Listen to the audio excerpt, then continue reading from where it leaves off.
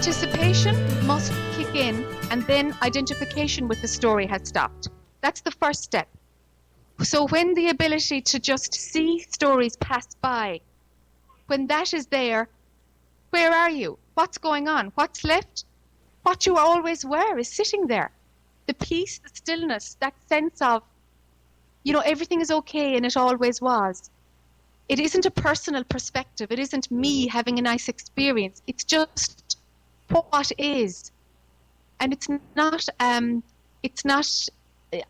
where mind would like to be. Mind will say, oh, this is boring. I much prefer to be out there actively involved in the story. That actually is mind. That's just another thought. That's just another story. You're already in the story then. So as observation capacity develops and there's a distance from story, one will find that the stillness and the completeness and the fulfillment that rests there underneath the crazy mind that jumps out is exquisitely perfect, fulfilling, and total. It's just the absolute. It's what you are. It's the vastness of what is resting underneath is so perfect and complete. Stay there. Stay there. Life is a breeze then. No matter what happens, it's not happening to you because the personal you idea is not running. No likes and dislikes are running. So of course there's peace because there's nothing to like or dislike, nothing to judge. There is what always was, perfection in the stillness underneath. Try it. It's got to be tried. It's really got to be practiced to know what I'm talking about because I've nothing to sell except do it. I love it when she says try it. Don?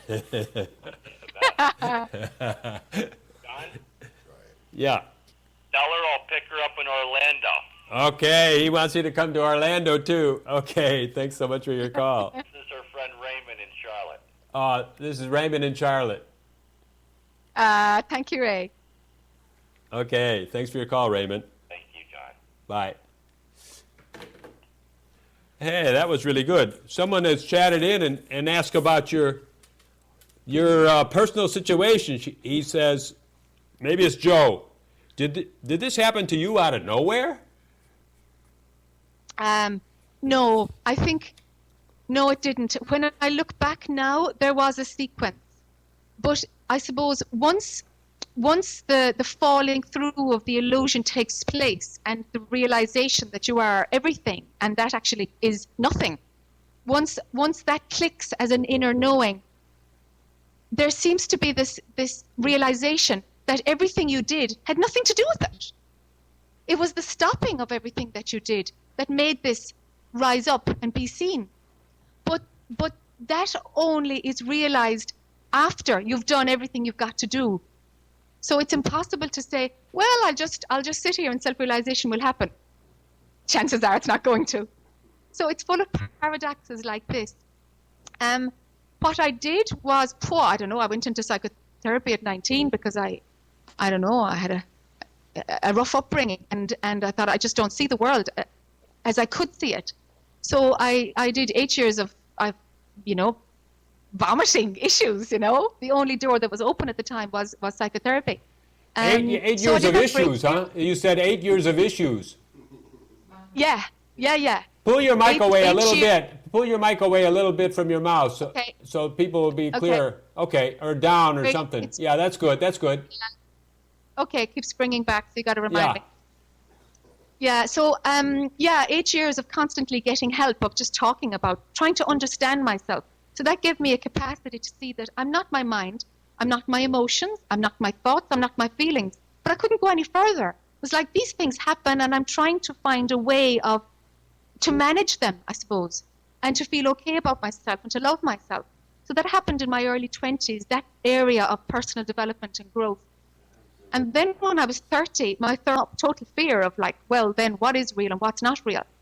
And it took me, I suppose, about 2 years to be fully on, there is nothing left to do in this world except self-realization. Whatever I've got to do, I'm going to do because all of this is not good enough. Okay.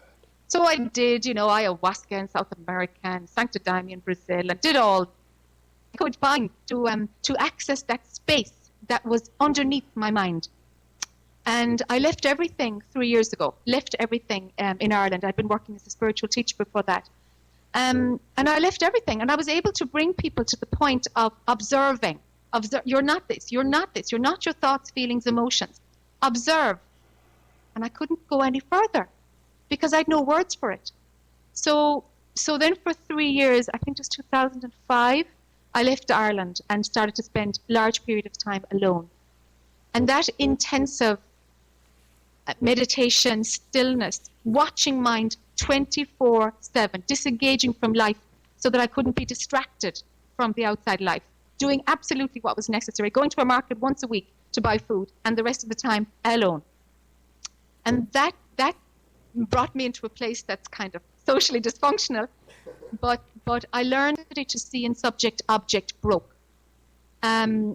So the movie never is convincing now. There's never a moment of when this body believes it's Jack, this woman. You know, there's no personal I story running.